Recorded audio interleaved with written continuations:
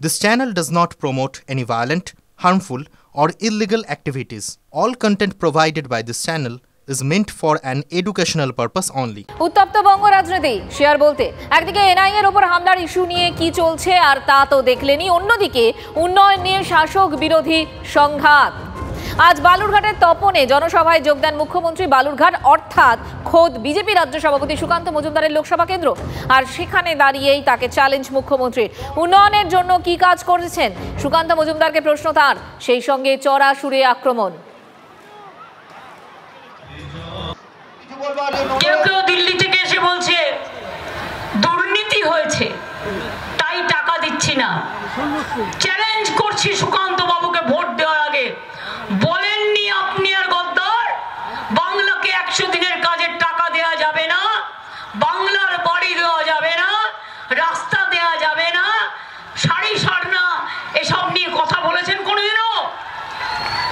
আপনারা বাংলার টাকা বন্ধ করেছেন, আপনারা বাংলার গদ্দার, আপনারা বাংলার কুলাঙ্গার, আপনারা বাংলাকে ভালোবাসেন না, আপনারা বাংলার মাটিকে ভালোবাসেন না, আপনারা উত্তরবঙ্গকেও ভালোবাসেন না, আপনারা দক্ষিণবঙ্গকেও ভালোবাসেন না।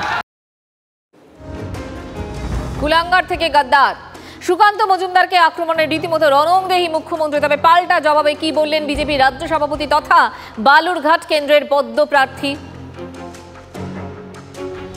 কুলাঙ্গার অর্থাৎ যিনি কুলের ক্ষতি করে তাকে কুলাঙ্গার বলে। আমি অ্যাটলিস্ট গরু পাচার করিনি, কয়লা পাচার করিনি, কুলাঙ্গার ওনার কুলে আছে, খুঁজে বের করতে পারে। এই মুহূর্তে একটি গুরুত্বপূর্ণ খবর দেব আপনাদের।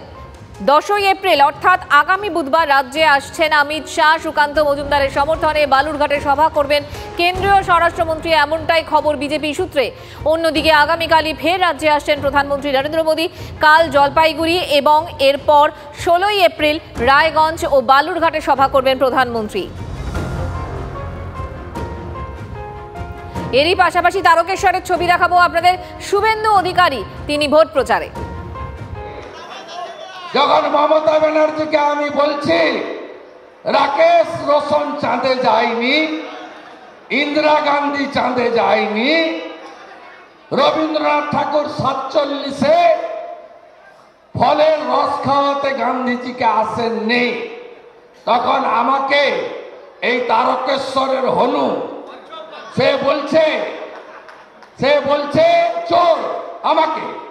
আমি বলছি চোরটা হলো আপনাকে যিনি পৃথিবীতে পাঠিয়েছেন, তিনি আপনাকে যিনি পৃথিবীতে পাঠিয়েছেন। এই গুন্ডাকে জব্দ করতে হবে। এদের নেতারা সব তিহারে গেছে।